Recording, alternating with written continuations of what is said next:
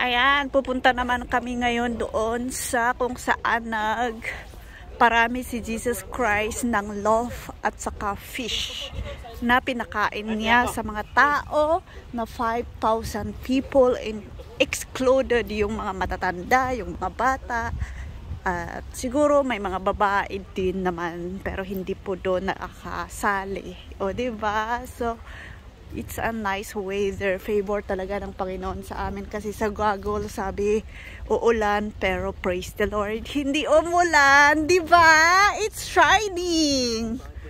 Right? Naman yung mga sundalo ni Jesus.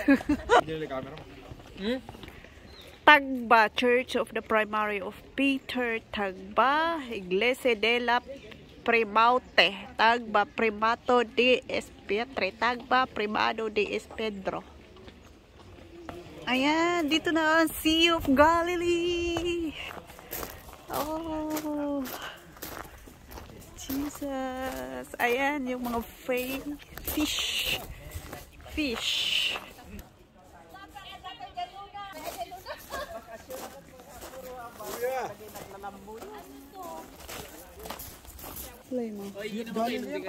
Hey, welcome to Sea of Galilee.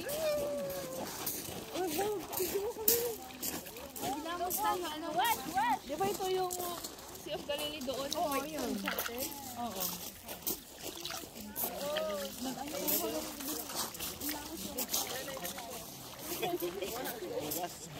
Enough na? Sige pa.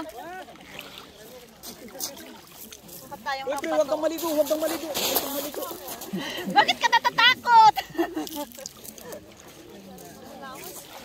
Bakit walang isda? Ay, nandito pala sa harap ko.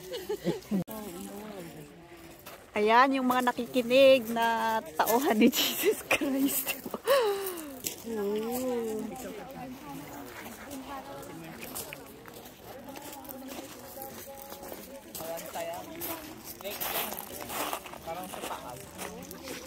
Ba't mo inaamoy? Uminom ka na. Tinitikman. Fresh water daw, kaya pag daw inumin. Oo. Hindi ka dyan mamamatay. Mabibless ka pa. Bubulatin.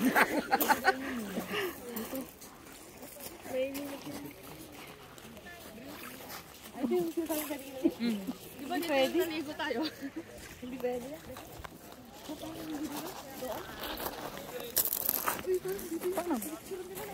Ay, ang ganda na pala ganon.